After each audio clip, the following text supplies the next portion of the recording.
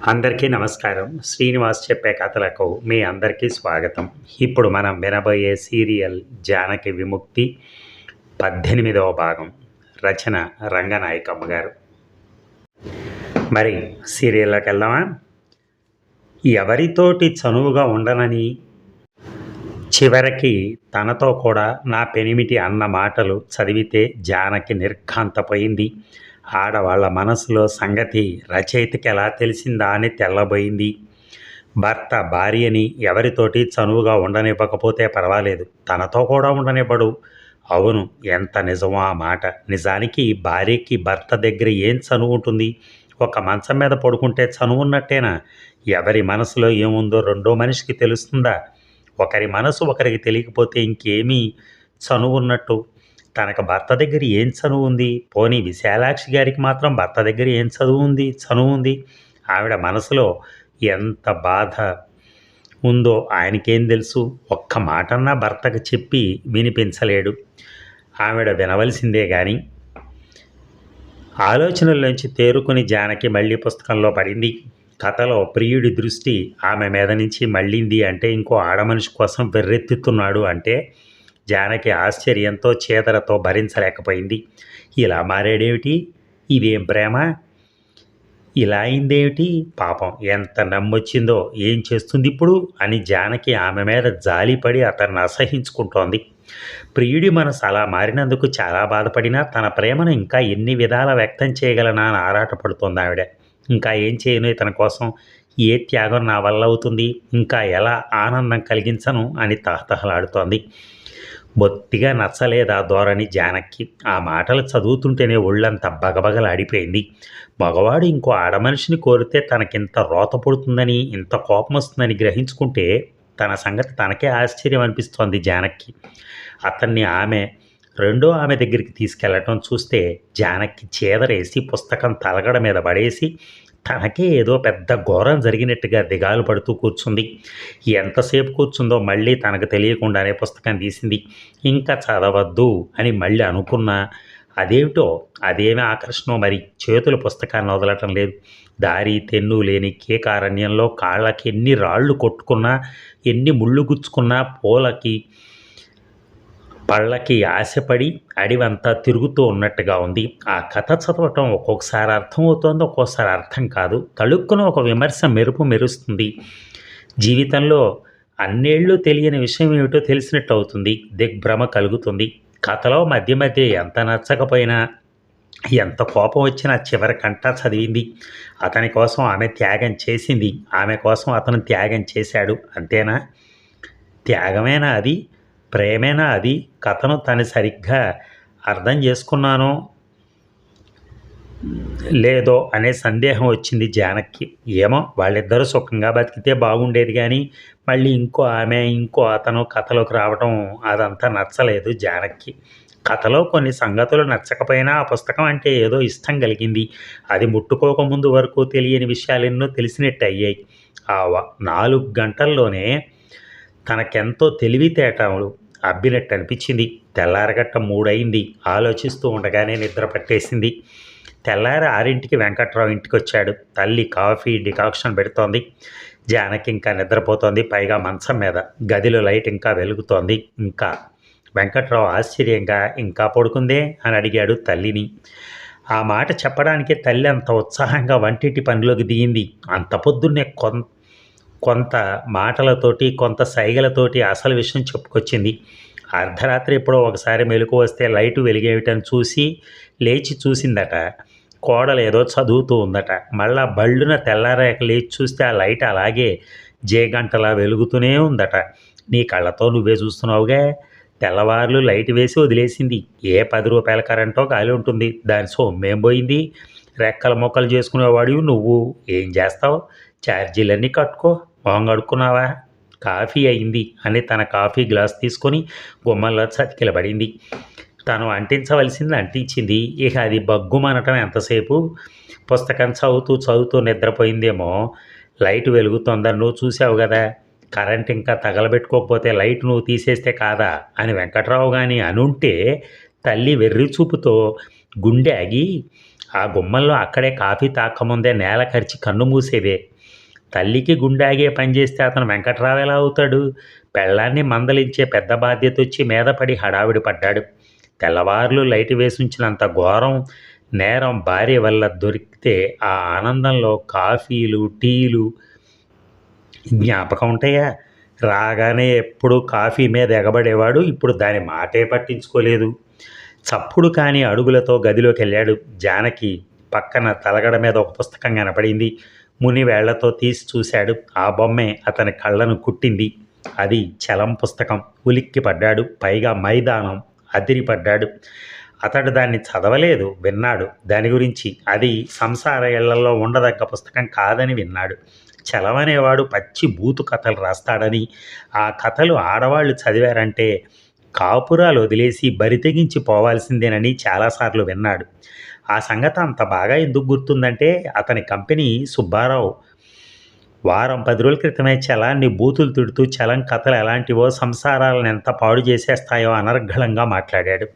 సుబ్బారావు అంటే వెంకట్రావుకు మంచి గురి, అన్ని విషయాలు తనకన్నా బాగా తెలిసినవాడు అని. ఈ మైదానం జానకి చదివిందనుకుంటేనే వెంకట్రావుకి గంగ వెర్రులెత్తాయి. గబగబా పుస్తకంలో కాగితాలు అటు ఇటు తిరగేశాడు. చాలా చోట్ల పెన్సిల్ గీతలున్నాయి. వేళ్ళు ఏ పేజీ తీస్తే ఆ పేజీలో గీతలున్న చోట చదివాడు కాసేపు. అవన్నీ సత్యం గీసుకున్న గీతలు. మేమిద్దరూ లేకుండా ఈ సృష్టి నిలుస్తుందని కానీ, ఆ కొండగడ్డి ఇలా ఎత్తుగా పరిమళంగా ఎదుగుతుందని కానీ ఊహించలేను.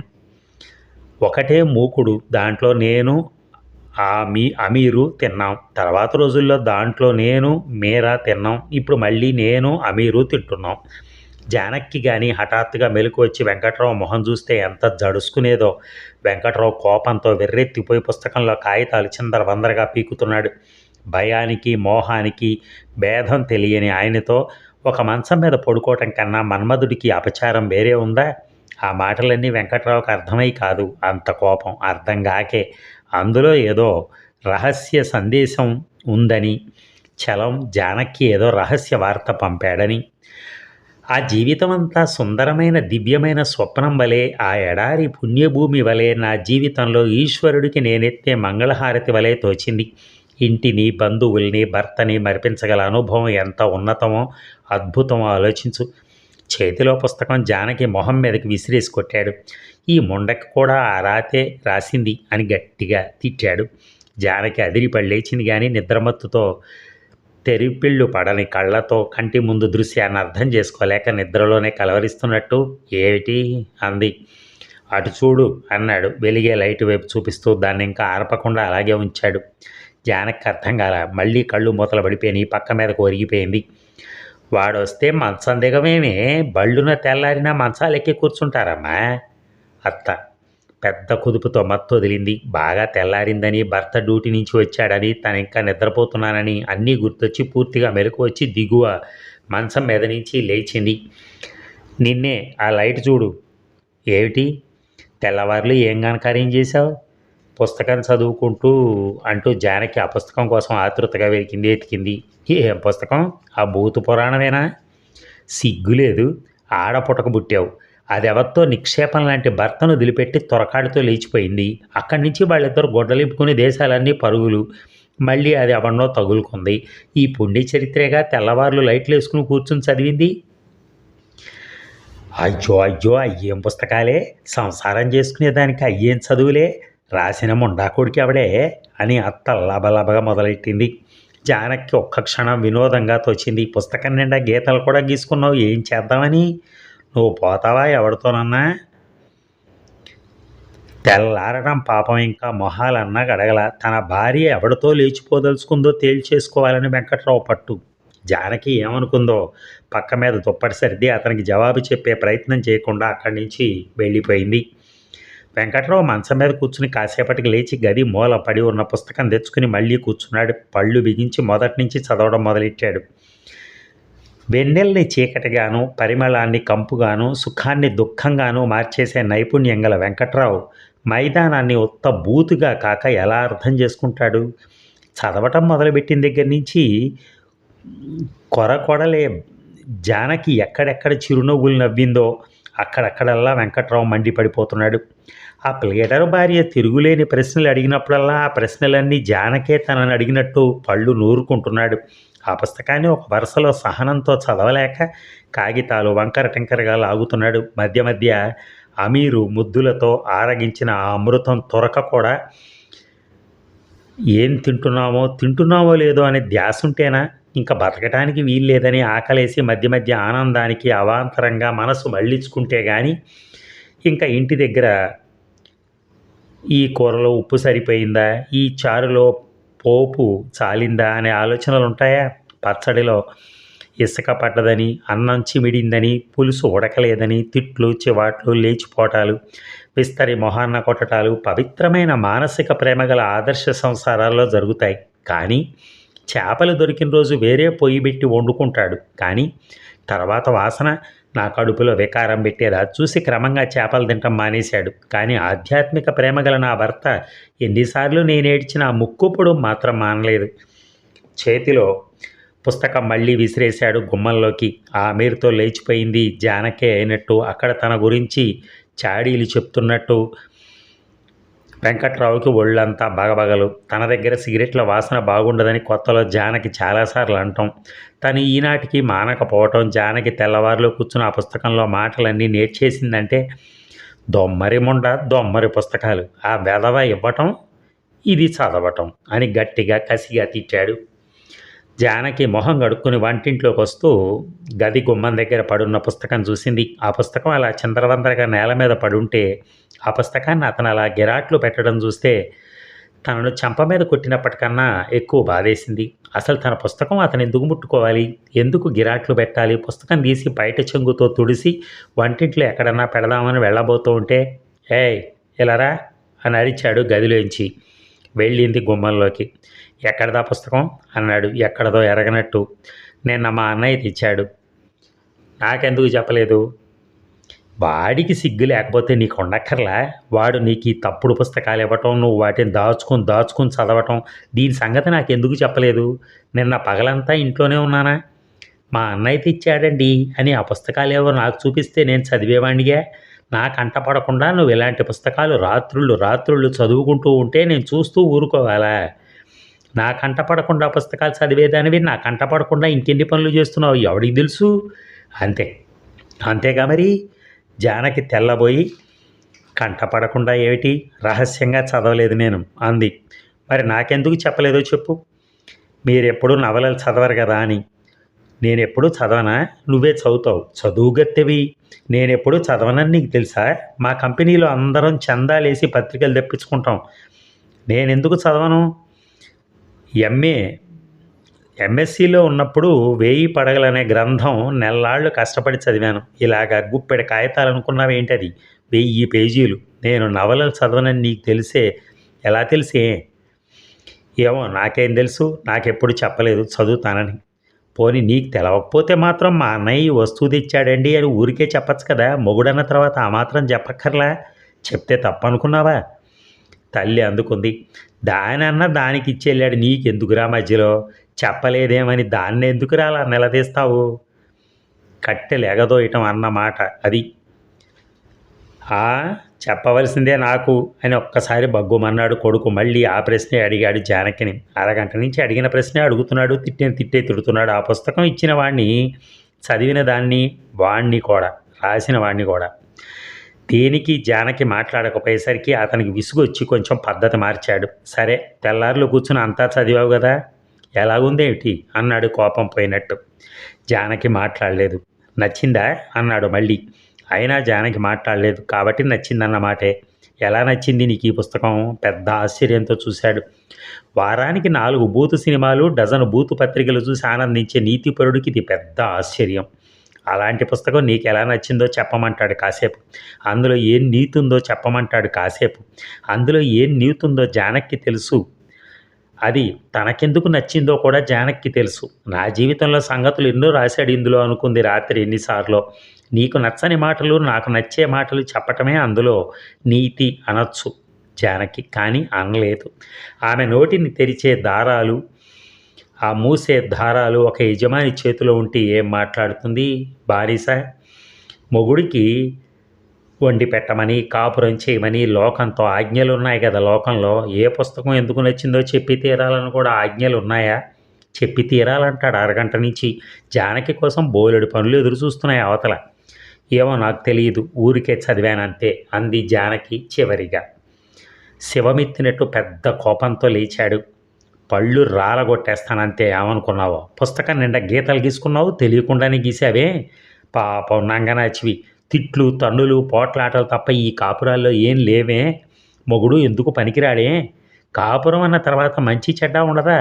మగాడికి ఎప్పుడన్నా కోపం తాపం రాదా? అంటూ గద్ద మిఠాయి పొట్లం తన్నుకుపోయినట్టు జానకి చేతిలో పుస్తకం లాగేసి కుట్లు ఓడబీకేస్తున్నట్టు కాగితాలు చిందరవందరగా చేసేస్తూ, ఇదిగో ఎన్ని గీతలో, కూరల్లో ఉప్పు చాలేదని అన్నం చిమిడిందని నేను వంకలు పెడతానా అంటూ కాగితాలు పిచ్చి పిచ్చిగా లాగేస్తూ కళ్ళకు కనపడ్డ గీతలన్నీ చదివేశాడు. వెన్నెల వచ్చిందంటే ఆ బయలంతా క్షీర సముద్రము, స్వర్గము, ఆకాశం అయిపోయేవి. ఇలా తిరగాలన్న మాట వీధుల్లో పడి, ఇదిగో ఇక్కడ చూడు, మేమిద్దరం లేకుండా ఈ సృష్టి నిలుస్తుందని కానీ, ఆ కొండగడ్డి అలా ఎత్తుగా పరిమళంగా ఎదుగుతుందని కానీ, దొమ్మరి ముండ ఏంటే ఈ బూతులు అని పుస్తకం మళ్ళీ ఇసిరేశాడు. జానకి కొయ్య బారిపోయింది. అంత పెద్ద తిట్టు అతను ఎప్పుడూ తిట్టలేదు. అంత పెద్ద తిట్టు ఆ గీతలు గీసింది తను కాదని చెప్పడానికి కూడా సందు లేదు. ఒక పుస్తకం చదివినందుకు అతను అంత రాద్ధాంతం చేస్తాడంటే జానకి అంతకుముందు నమ్మేది కాదు. ఆ పుస్తకం అతనికి నచ్చదనే తను అనుకుంది రాత్రి. అది చదివితే బాగా ఉడుక్కుంటాడు అనుకుంది కానీ ఇంత పిచ్చెక్కి అరుస్తాడు అనుకోలే. అప్పటికైనా జానకి ఒక మంచి పని చేస్తే అతను శాంతించేవాడే. బాగుంటుందేమోనని చదివాను కానీ పాడు పుస్తకం రోతబొట్టింది, లేచిపోయిన ఆడది, తన తప్పేమీ లేదన్నట్టు ఎదురు తిరిగి మాట్లాడటం ఏంటి అని జానకి అంటే అయ్యగారి పూనకం కాస్త దిగేది. ఆ ఆలోచనే లేదు జానకి. నేల మీద పుస్తకం జాగ్రత్తగా తీయబోతుంటే వెంకట్రావు దాన్ని కాలితో దూరంగా తన్నేశాడు. అక్కడితో ఊరుకోక మళ్ళీ దాన్ని దొరకబుచ్చుకుని, ఇలాంటి బూతు పుస్తకాలు నా ఇంట్లో ఉండటానికి వీల్లేదు అంతే అంటూ దాన్ని పరపరా చీరేశాడు. తోడేలు జింక పొట్ట చీరేసినట్టు. ఆ పని మొదటే చేస్తే ఎవరు కాదంటారు? ఆ పుస్తకాన్ని చూసి చూడగానే దాని మీద పడి చీరేస్తే ఎవరు అడ్డొస్తారు? నువ్వు దుర్మార్గం చేసావని ఎవరు అనబోతారు? కానీ కొంతసేపు వాదోపవాదాలు జరిపినట్టు జరిపి ఆ పుస్తకం చెత్త పుస్తకం అని ఏకపక్షంగా తేల్చి దాన్ని చింపి ముక్కలు ముక్కలు చేసేశాడు. అప్పటికీ పూనకం అడిగింది ఆ భర్తకి. భార్య చేసిన తప్పుడు పని సరిగ్గా బుద్ధి చెప్పానని సంతృప్తి పడ్డాడు. కాగితాలు చీరేశాడు కానీ గత రాత్రే ఆ భార్యకు సంక్రమించిన ఆలోచన శక్తిని ఏం చేస్తాడు? కాగితాల మీద నుంచి ఆమె హృదయంలోకి మారి అచ్చు పడిపోయిన కొత్త కొత్త భావాలను ఏం చేస్తాడు?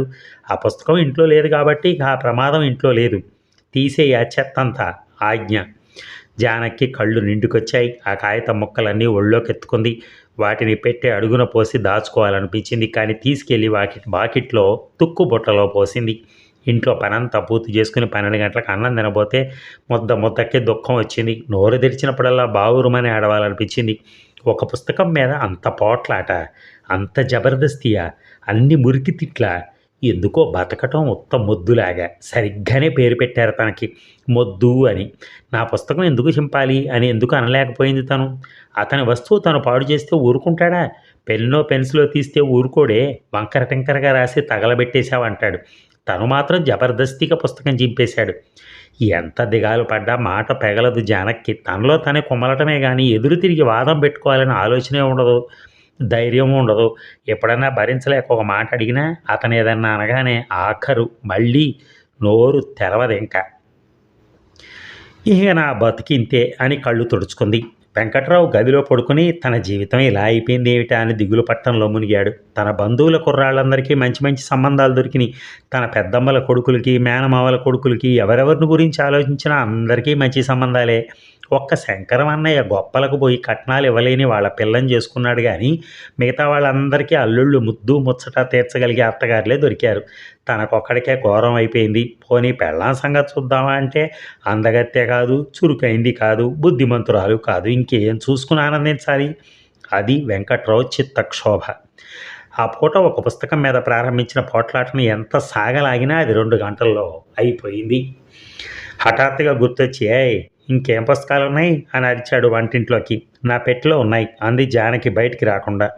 పెళ్ళాం పెట్టెలో రహస్యాలన్నీ చూస్తాననే సంబరంతో పెట్టె తెరిచి చక్కగా సర్దుకున్న చీరల మడతలన్నీ కింద మీద చేసి అడుగు నుంచి పుస్తకాలన్నీ బయటికి లాగాడు. అంత అడుగున పెట్టిందంటే అవన్నీ తప్పుడు పుస్తకాలేనని నిర్ధారణ వెంకట్రావుకి. పుస్తకాల్లో ఒక కవర్ కనిపించింది, ఏదో రహస్య లేఖ పట్టుబడిపోయినట్టు. వంటింట్లోంచి జానకి వస్తుందేమోనని ఓరచూపు చూస్తూ గుమ్మం వైపు వీపు పెట్టి గబగబా కవర్ తీశాడు. డబ్బు కనపడింది. దడదడ లెక్కబెట్టాడు. 125 రూపాయలు ఉన్నాయి. మొహం మార్చేసుకున్నాడు. తనెన్నడూ జానకి చేతిలో ఒక్క పైసా పెట్టలేదని తననెవరో అన్నట్టు అనిపించింది. మైదానంలో ఆ ప్లేడర్ భార్యకి తన సంగతి కూడా తెలిసిపోయినట్టు అనిపించింది. ఎవరికో సమాధానం చెప్తున్నట్టు, అన్నిస్తే ఇచ్చాడేమో, పుట్టింటి వాళ్ళు ఇచ్చుకోరా, నేను కూడా డబ్బు ఇవ్వాలా, దీన్ని పోషించట్లేదు అని తల ఎగరేశాడు.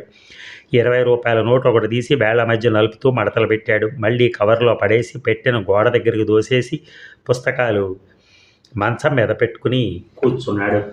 మరి ఈ భాగం ముగిద్దాం. తరువాయి భాగం మనం కాసేపట్లో విందాం. Thank you.